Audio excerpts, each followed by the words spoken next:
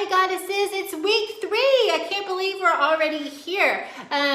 So this week is going to be week 3, daring to dream big. So since we've come this far, that means you've come a long way, so be so proud of yourself. You have mastered getting out of your comfort zone, and you are well on your way to overcoming negative self-talk, and now you're on your way to dream big.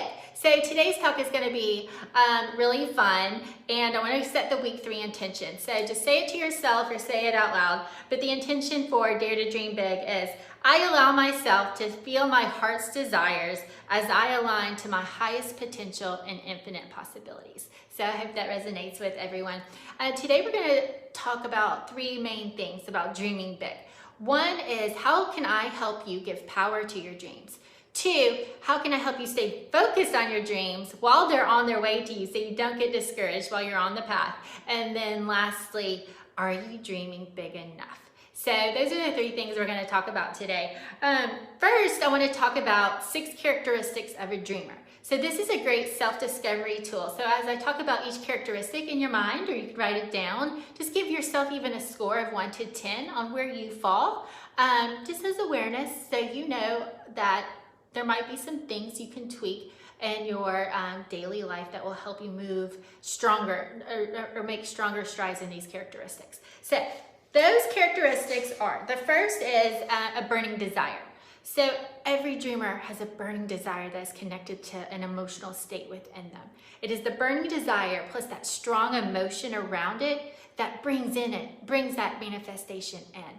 So if you are dreaming and you don't feel a tear in your eye, or your heart doesn't feel like it's expanding, or you feel so free about it, it's not the right dream. So you gotta have, a dreamer has a burning desire. Secondly, they're persistent. They make it a priority every day. So it is part of their daily regimen to give power to their dream. They're persistent. The third one is they're risk takers. And what are risk takers known for? Getting outside their comfort zone. So I know all of you have that one mastered. The fourth one is that they're optimistic. So as far as the dreamer's journey goes, just honoring the journey while they're getting to their dream. They're honoring each step they get closer, so be optimistic. And then the 5th is that they are daydreamers. So I know we have talked about the power of visualization. Daydreamers just dream all day long. They just are constantly thinking about their dream. Why? Because it brings them joy. It makes them happy. So I actually will do that if I'm having a bad day, or I notice I'm just kind of in a funk. I'll be like, you know what? I'm just going to take a couple minutes and focus on something that really makes me happy, whether it's here now or if I know it's on its way to me. And it makes me just feel so much better. It realigns my energy, my state of mind, my heart space, to know that I'm not stuck. I have the power to, the control over my mind to make myself feel good. I don't give that power to anybody. That's up to me. And then the last step, or the main characteristic of a dreamer, the 7th, or the 6th characteristic of a dreamer, is that they ask for help and support. And this is so important, because the mentality of a dreamer is they have this great dream. They are so excited to put their great work into the world, their authentic self. So why wouldn't anyone want to help support them do this great work? So I just think those are fantastic. So just to recap those again, the 6 characteristics of a dreamer are that they have a burning desire, they're persistent, they are risk takers, they are optimistic, they are daydreamers, and they ask for help. So I am curious, as I went through each of those, did any of that make anyone uncomfortable? Like, that's not me, that's difficult for me. Because you know how to get outside that comfort zone now, right? If something makes you feel uncomfortable. And then secondly, did you hear a little voice creep up that's like, can't do it? Because now you know that's negative self-talk, you know that's fear, you know that's a liar, and you know how to change the script. So if that happened, completely normal. I hope you're able to notice the steps and how far you've come, and the growth and the expansion and the healing just from the past 2 weeks. So with that being said, the next step, or the next part of it is, how can you stay how can you give power to your dreams, and how can you stay focused on them? So we're going to go through 8 steps that will help you through the dreaming process, how to give power to them and how to stay focused on it. So the first one is to desire it. So we've talked about how desire, again, was a huge characteristic of a dreamer. Well, you have to, the desire is what keeps you going. So when you are doing this, when you are really taking the steps in your life to know who am I and what do I want and what do I desire, you are focusing on what you want. You're not focusing on what you don't want. So you're giving such power. Your thoughts are things that we've talked about before. Your thoughts are things. Today's thoughts create tomorrow's realities. Your desires give power to that. So those thoughts become things, not the things you don't want. You don't want the things you don't want to become things in your life. The second one is to dream it. So we've talked about visualization over and over and over again, but it's a huge step in the dreaming process.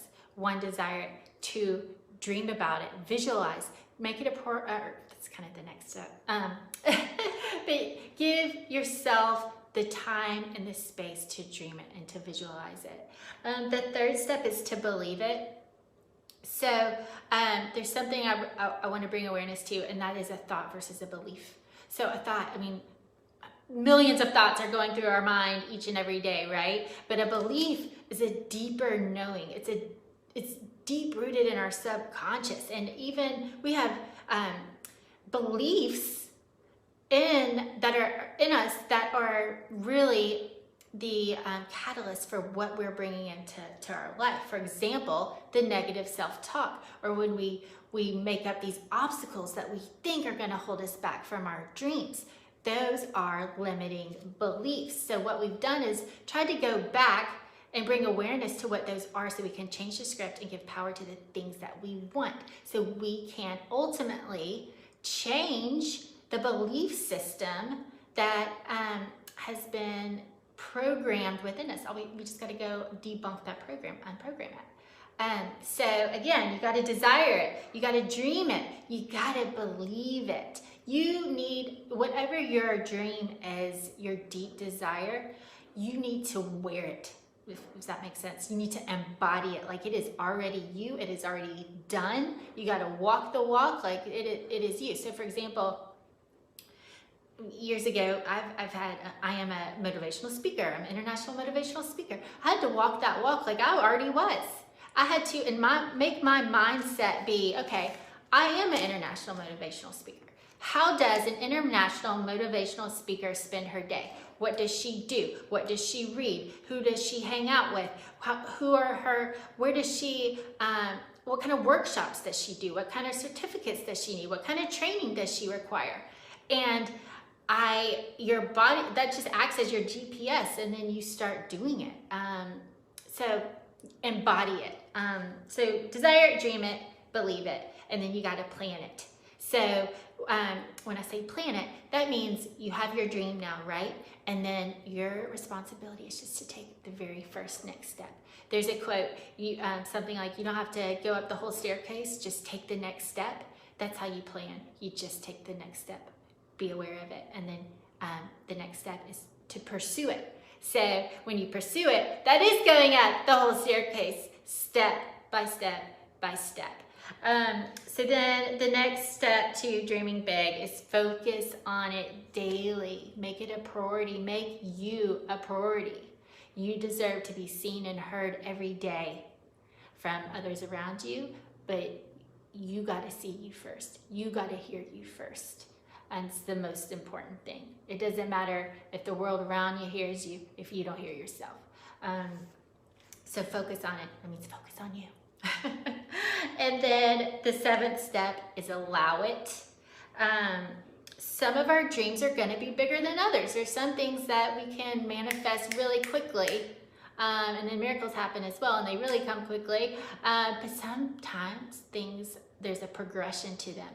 So just be patient with yourself and know they're on the way to you, and don't get discouraged. So just allow for the journey and be excited for it. Have excitement around what's to come. Don't be in the mindset of where is it, where is it, where is it? Because that is a lack mindset. So that means I don't have enough. It's not here. I'm not happy. So guess what? Law of attraction is going to say, okay, well, I'm going to give you more things to be unhappy about, and I'm going to give you more obstacles to overcome. Instead of being, I'm excited. I can't wait to see what today brings. I wonder how close I am now. I wonder what's next. I wonder what's next. See the energy difference there. So you can attract excitement, you can attract progress, or you can attract negativity and more lack and more obstacles. So that's very important. And then the last one is to allow yourself to receive it. Know you're worthy. Know it's on the way to you. And one day it comes into your life and you're like, oh my gosh, I'm a goddess. Ashley was right. I'm a powerful creator. I did the steps and here it is. And now I have evidence. I have evidence of my power. And then you become even more powerful. And then the next one manifests. And all of these were within because of you, because you chose to see you, you chose to hear you, you chose to give power to you, and you had a burning desire. So that is how it's done, my dear goddesses. With that being said, I've got one last thing for today, and these are 2 fun games because I want to empower you to dream bigger. Are you truly dreaming big enough? So 2 games I like to play. One, if you've done one-on-one sessions with me, we've probably already done it, but it's the what if game.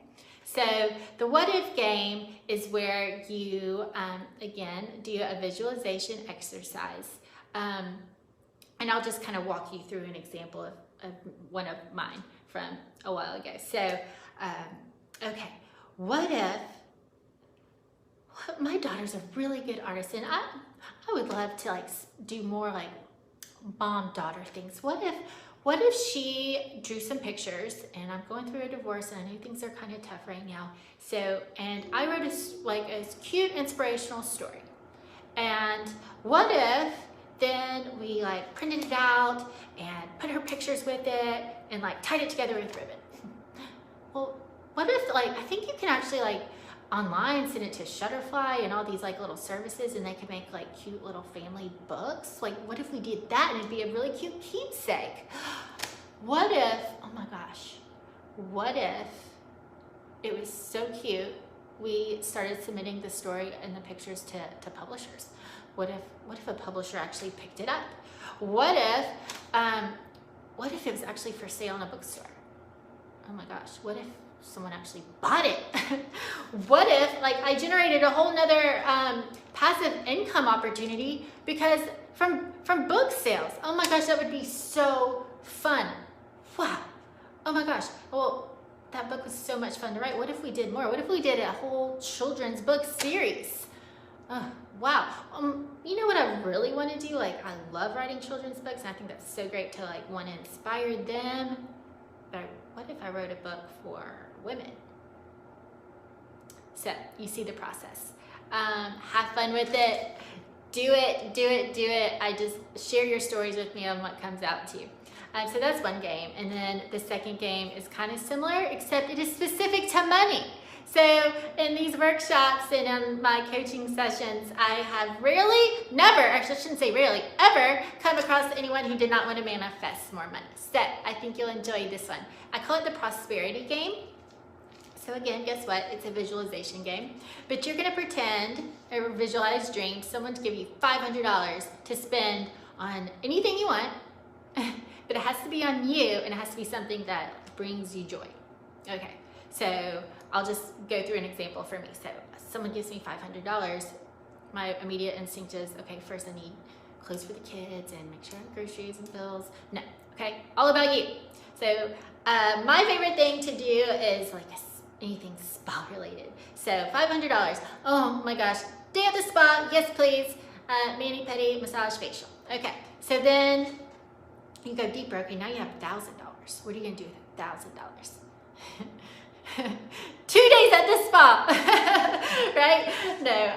So then with every thought, with every process, you double the amount of money. So 1,000 to 2,000 to 4,000 to 8,000 to 16,000 to 32,000 to 64,000. You get the drift. But this just allows you to have fun and to dream and to connect with joy and what you want, okay? Not everyone around you, because your desires matter. And when you every day are operating from your highest state of joy, it's not, this is like the ultimate, I guess, what self-love is.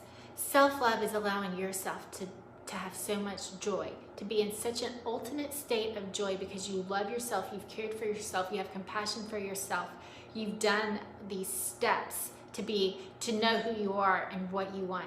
Why? Because when you are at your ultimate state of joy, you are in your ultimate state of power. Because when you are coming from a place of joy, it exudes light into the room. You can't help it. You're so happy. People are like, and they're kind of like, she's happy. What's she drinking? You know? So when you are in your joy, you're able to serve from your authentic heart center space. Suddenly, when you are completely and fully embodied in your joy, you're connected to who you are, which is your great work. And when you're connected to your great work, you're spilling it into the world. And that is ultimately why you're divinely created, to be at your full state of joy, so you can go out and put that into the world. When you are sad and depressed and you're withholding joy, which is your divine right from yourself, you cannot shine your light and your great work and your authentic self into the world because you're hiding your light. So soapbox again, I apologize. But those are the 8 steps to dreaming big. So to recap: desire it, dream it, believe it, plan it, pursue it, focus on it, allow it, and receive it. So that's it for today, goddesses. I hope you enjoyed it. Have a wonderful rest of your day and keep goddessing on.